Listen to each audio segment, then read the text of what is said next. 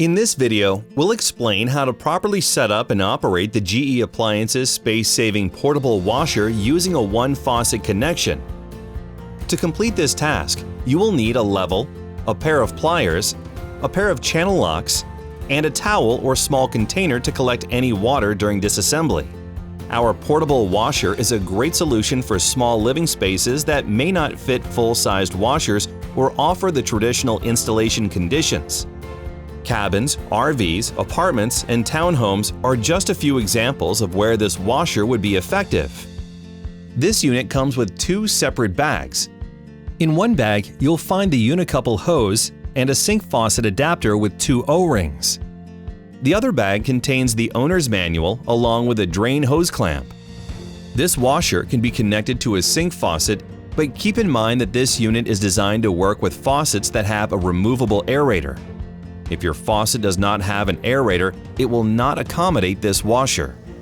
With two rotating caster double wheels on the front and two fixed wheels in the rear, this portable washer is easy to maneuver. But before moving the washer, make sure the two leveling feet are raised. Twist the adjustable locking nuts clockwise against the foot. Then rotate the leveling foot counterclockwise to raise against the washer.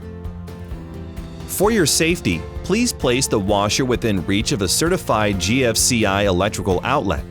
However, do not plug the washer in until setup is complete.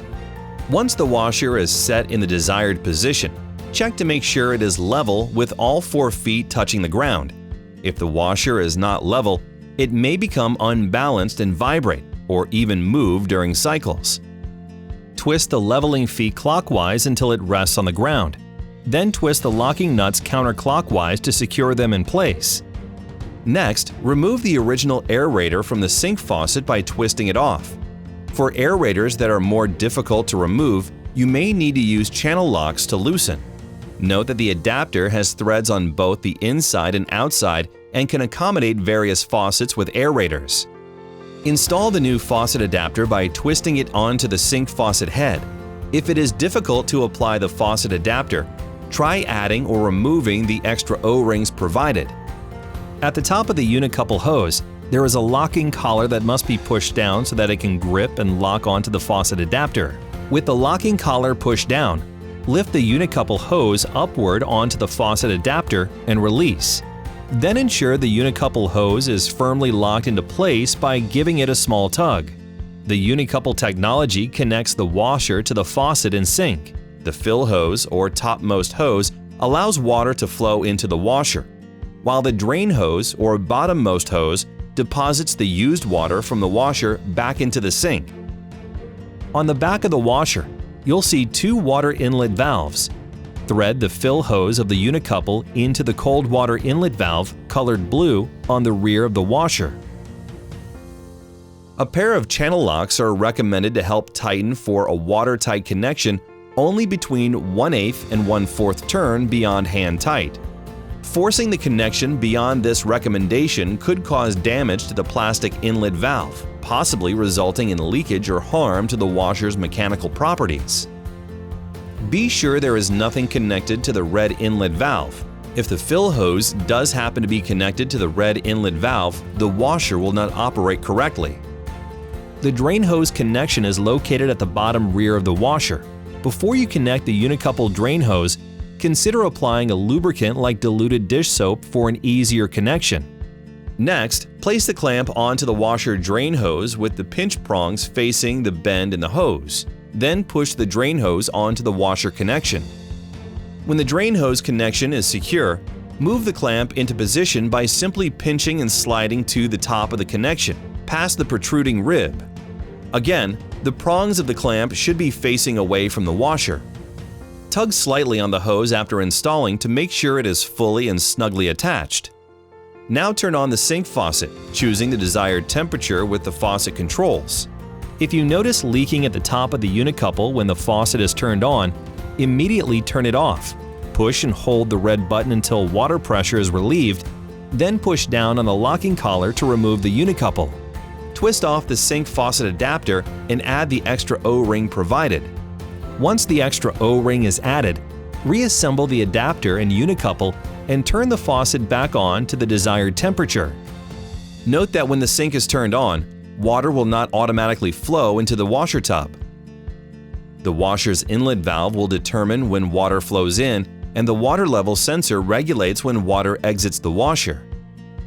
The washer is now safe to plug into the electrical outlet. Keep in mind that even though the fill hose is attached to the cold water inlet valve, the temperature for the wash and rinse cycle is actually regulated by the sink faucet controls. You simply choose the desired hot and cold sink faucet position to deliver the water temperature you wish to use.